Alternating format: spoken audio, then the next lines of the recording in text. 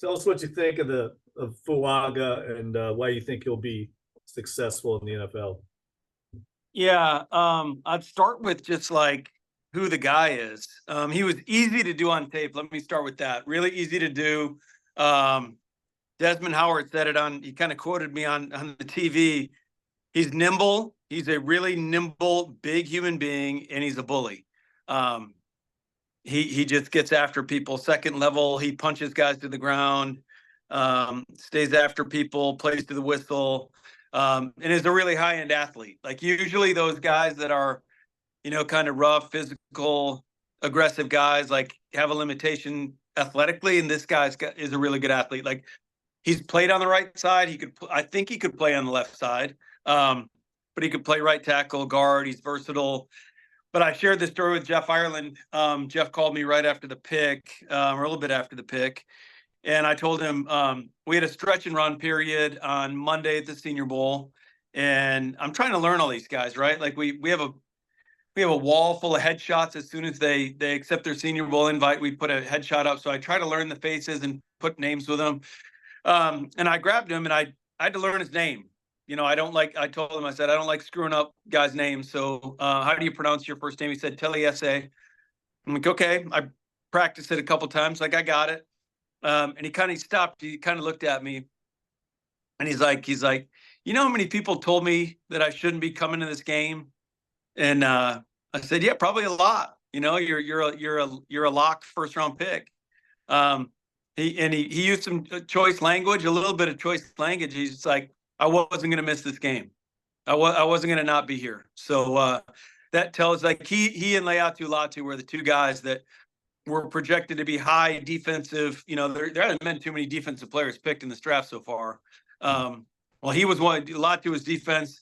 Taliese was offense. But like both those guys stopped me at one point or another and told me like how many people were telling him not to come to the Senior Bowl. So I love that. I love how he's wired. He's a competitive guy. He's not afraid. He's got confidence. You probably have already talked to him, and it comes across pretty quick. Like he's a grown man, and he's got confidence. And I don't think the league is going to be too big for him. He seems to be graded very highly as a run blocker. And what have you seen from that aspect of his game, and what strengths do you see maybe fitting into what Clint Kubiak's going to do here with the running game?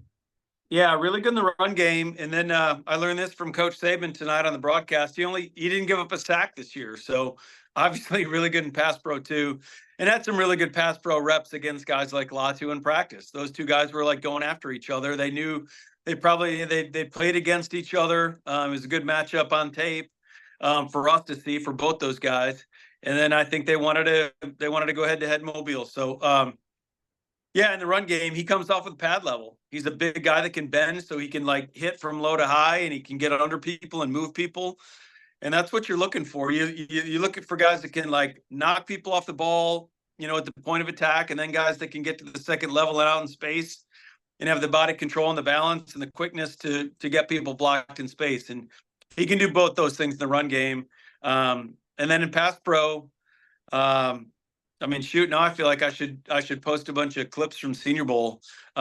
He's got a really nice pass set for a right tackle. Like when you watch him, there are certain college right tackles that look like right tackles when they set, and just with his initial with his initial kick, he looks like a guy that could play left tackle. So really good athlete, and gets it done both phases. Jim, Taliese said that he thought the game he played against Leatu Latu in college opened up a lot of people's eyes to what level of player he was, because he did well against the speed. I mean, do you remember while evaluating him if that was a big leap or a big put him on the map game? Yeah, it was a good. Like he didn't make a massive jump this year, but he made a good jump. He was an easy guy for us. Like I'll say this for the Senior Bowl, like when I watch tape over the spring and the summer, and I'll jump on these guys here in a few days, we've already got like all but maybe 5 to 10 Power 5 schools already graded. But when I did him over the summer, he was a pretty easy guy. Like we knew we were going to want him. I knew he was a top 3 round guy.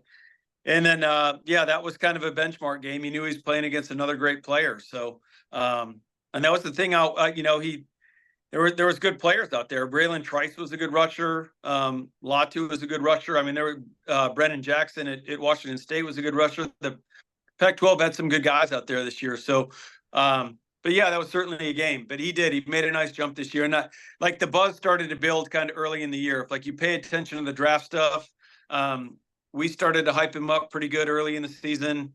And he was the guy that caught traction pretty quick. Jim, you talked a little bit about his ability to be a left tackle. Delving more into that, what is it about his, not just his stance or his skill set, but his versatility that makes him able to play on both sides of the line? Yeah, like I said, I mean, the league's changed when I got in when I started scouting, well, I don't want to date myself, a long time ago. It was clear like what a left tackle was and what a right tackle was. I don't think teams want to be left-handed and right-handed anymore. I think we're trying to get to a point where guys are balanced and kind of have the same skill set. Most teams kind of feel that way, just talking to line coaches over the last couple of years. But usually right tackles are a little more upright. They don't bend as well. Limited foot athletes, but stronger, powerful guys get pushed in the run game. And that's not this guy. I mean, all you have to do is pull up some YouTube clips of this guy, and you can see him. You can see him in his stance. I mean, frankly, like you can see this guy in his stance and the power angles he comes off with. And then just the agility he comes off with at the second level and keeps a wide base. And, he can recover. I mean, those are things a lot of right tackles can't do. So, again, everyone on the call probably knows the Saints line situation better than I do. I haven't studied their depth chart or anything, but I mean, they drafted a guy who's going to be a day one starter. I mean, slam dunk. So I think he's going to be a Pro Bowl level player. I think that's why you take a guy up there as high as they did. You think he's going to be that guy. So, and he played at a good level. Like there's not a lot of projection to Taliese. Like he's played really good football. And considering not just him as a player, but as a person, knowing that he didn't need to go to the Senior Bowl but still win, how much of his character may have come off as a surprise compared to what you might have expected? Yeah, I mean, I would have challenged him on that. I think they all should come to the Senior Bowl, unless you're going to be like a top 5 pick. I get it, but no, I love it. I think like I said, the confidence piece is what makes him a little bit different. There's a lot of offensive linemen who are, blue collar dudes, tough, competitive, love football, all those things. I think what separates Taliese from most of the guys is the confidence level. Like you'll be around him, like he's got a little cockiness to him in a good, like a healthy confidence is what I should say. Like he's not going to be abrasive. He's not going to rub you wrong with it, but like he knows he's good. He came down to Mobile. He knew he was one of the best guys down there. He wasn't afraid of it. Like I said, like a lot of these guys, there's a lot of agents that even if you're going to be a second round pick, they're trying to protect their asset. And they're like, well, I'd rather go in the second round than go to Mobile and get hurt and, risk it. Where he wasn't listening to that. His agents weren't telling him that, but even if they were, like he wasn't going to listen to that. So I think you guys are going to like this guy. He's going to be a fun guy in the locker room. He's going to be a good quote for you guys, I think. But a really confident guy. Jim, when did he commit to the Senior Bowl? And when early. As soon as we invited him, man. So right away, whatever in November, whenever we sent it. When did you say to yourself that I want him in the game then? Last summer. Last summer, he wasn't a real hard one. He was a really good player. I didn't have to watch a ton this fall, but when I did, I saw the growth.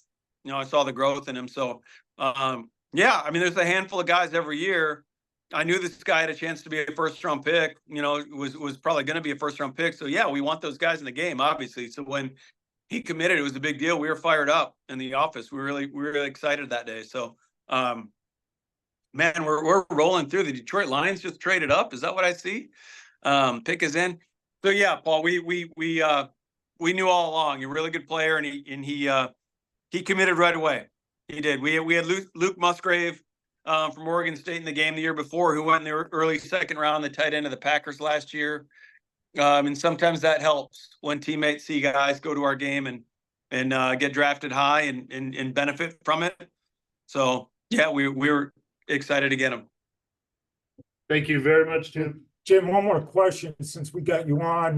You like how everything is going for the players who played in the Senior Bowl for yourself here in round one? Yeah, I think we've got 6 right now. I think Quinion Mitchell was 6, so we'll see. I thought we could have as many as 12, Paul. So I didn't think we'd get 12, but I thought 12 would be 12 guys had a chance. So we'll see here these last 8 picks how many more we can get. But no, it's going to be an exciting couple of days. We usually own day 2, so tomorrow night's going to be a fun night. But yeah, just happy for all these guys. I mean, this is really cool. Latu's a guy that was medically disqualified at Washington. He just went 15th overall. Quinion Mitchell's the guy that, played at Toledo and just went 22nd overall. So, and a guy like Taliese, who a year ago at this time wasn't a first-round draft pick. So it's a lot of fun. It's fun watching these guys realize their dreams. Hey, Jim, all the years you've been in this business, do you remember no defenders going in the top 10 before? I mean, have you ever seen a draft like that? I don't. No, I don't. Obviously, we can all go back and Google that, but I don't remember it. Yeah, really unique year. I said over the last couple of weeks, the teams that were good at quarterback, tackle, and wide receiver were the positions where we thought there was going to be some runs at. If you were square at all those spots, like you were going to have a good player fall to you. Like the Seahawks got Byron Murphy at 16. I mean, that guy's a top 10 player in this draft. I mean, the Eagles just got the first corner off the board at 22. So it's definitely a unique year with all these offensive players.